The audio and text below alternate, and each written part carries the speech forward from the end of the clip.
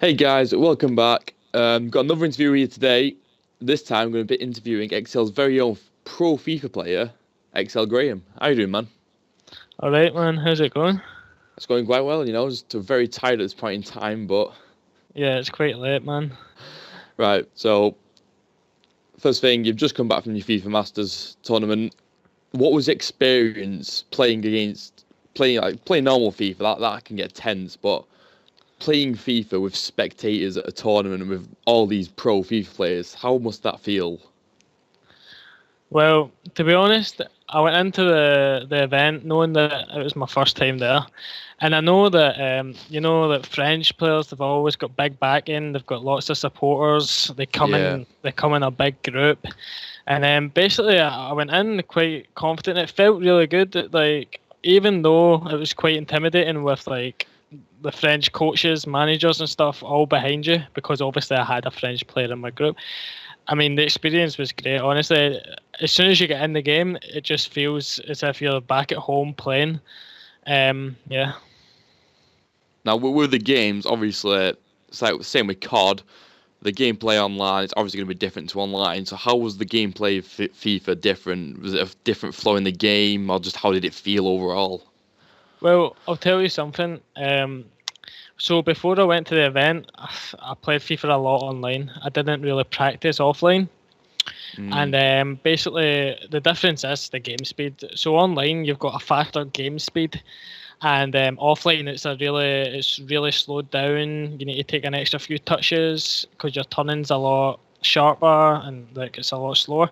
So so what I was thinking when I came back home now and I play FIFA, it feels really slow now. So I don't the balance it's actually got me confused to be honest. But it is a lot slower at LAN. It right. really is a lot slower. You just told us a bit about your group. Obviously, you had a French player in your group. So, obviously, when you figured out your group, what were your immediate feelings towards that, and how you going to change your game up depending on who you were going to play? Well, to be honest, at the start of the group, we got in and the group was announced, and we had a few people complain about the groups, so they all got changed. So the first group I had was Bruce Granick, Epsilon Finch, and who was Ox, the Almighty Ox, and I was going into that group. Just that one I mentioned there, very, very confident, feeling as if I could get out the group. I had one hard game that I see for myself. They're all hard games, but one hard game that I was really worried about. But Yeah. then it all got changed, and I ended up drawing Finch TAS, the two ex world champions, the two ex Gfinity champions in the same group. You know what I mean? And I still had Ox, which he is a good player. Not taking anything away from him, but I felt confident about beating him myself. But when I looked at the group at first, it was yeah, and when I looked at it the second time, I was like, you know what, it's a hard group, but I can still try my best and see what happens here. And I was confident going into the games. Yeah. Right now, obviously, you played obviously a lot of games in the group stages. So, can you take us through what actually happened in the matches that actually happened and the results and stuff like that? Yeah, yeah. So the first game I played, it was against Epsilon Finch. So I was waiting. I was like the last group to get played, so I was quite tired and stuff. Yeah. And obviously Epsilon Vince was quite tired too, and so we just got on with it. And the first game I played, it was so hard to adapt to the way this guy is a guy I played online a few times, and this is a player that I really feel that's very good, and my formation just doesn't adapt to the way he plays, and I can't do nothing against him. So the first game I went in, and I went down at 2 goals in like 20 minutes in the game, and I was just thinking to myself, what am I doing wrong? And then I went down another goal, so I was 3-0 down the first game. I ended up finishing. So I changed it up, and I immediately just went with a 4-3-3 formation. In the second game, I was winning 1-0 till the last minute, and he equalised. So overall, I mean, it's just FIFA, I guess. But Yeah. the first game against Finch was really good. The second game, I played against Dignitas Tas, and me and him. basically hanged out beforehand and chilled. We were like kind of friendly at the weekend, so we were kind of gutted. We had to play against each other, and we were on main stage. Basically, I think you guys yourself may have watched me. I don't know. A few of you did anyway. I was at work. Oh, you were. And I mean, the first game we drew 1 each, me and Tass. The second game, I went 1-0 up, and then I done what I done against Finch. I conceded 3 goals in 10 minutes of gameplay. I don't know. I just bottled it. So, and that was me. That game kind of put me out of the tournament. Kind of knocked me out. And so that was me. The last game is basically just to leave with some pride, basically. And I went into the last game and I played against Ox, whom I defeated. I forget the overall score, but I think I won quite comfortable, to be honest. So I was quite confident about that. All right, now you was telling us then, obviously when you played the first game, you was changing your formation up, stuff like that. So how else do you think you could actually improve on what happened at the tournament?